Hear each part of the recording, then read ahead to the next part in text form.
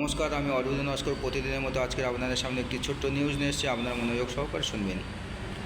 সুপর্ণা বেচ অভিযুক্ত, স্বামীর কিডনি বেচে প্রেমিকের সঙ্গে চম্পট। চাঞ্চল্যকর ঘটনা। 10 লক্ষ টাকায় কিডনি বিক্রি করে, পরক্রিয়ায় বিক্রি স্বামীর কিডনি। 10 বছরের একটা মেয়ে আছে, সব টাকা নিয়ে চলে গেল সুপর্ণা বেচ, সব টাকা নিয়ে চলে গেল। এটি আমরা নিউজ 18 বাংলা নিউজ সূত্রে দেখলাম। স্বামীকে বুঝিয়ে কিডনি বেচে দিল, মানে স্বামীর কিডনি বেচে দিয়ে সেই টাকা নিয়ে প্রেমিকের সঙ্গে পালালো স্ত্রী বা বউ, মানে সুপর্ণা বেচ। দেখুন কি বড় সাহস। স্বামী স্ত্রীর সঙ্গে কি অভিনয় করেছে যে তুমি বেকার, কাজকাম পারো না, একটি কিডনি বিক্রি করে দাও, আমাদের সংসারের অবস্থা খুব খারাপ, এই কিডনি বিক্রি করে আমাদের সংসারের অবস্থা ভালো হবে, আমরা একটা ব্যবসা বাণিজ্য করবো।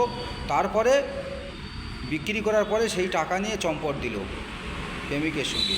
তাহলে কী রকম মেয়ে, দেখুন কী রকম চিটিংবাজ মেয়ে। তাই এই রকম মেয়েদের যেন কঠিন থেকে কঠিনতর শাস্তি দেওয়া হয়, সরকারকে বলবো। তো এখন আসছি, জয় হিন্দুস্তান, জয় ভারত।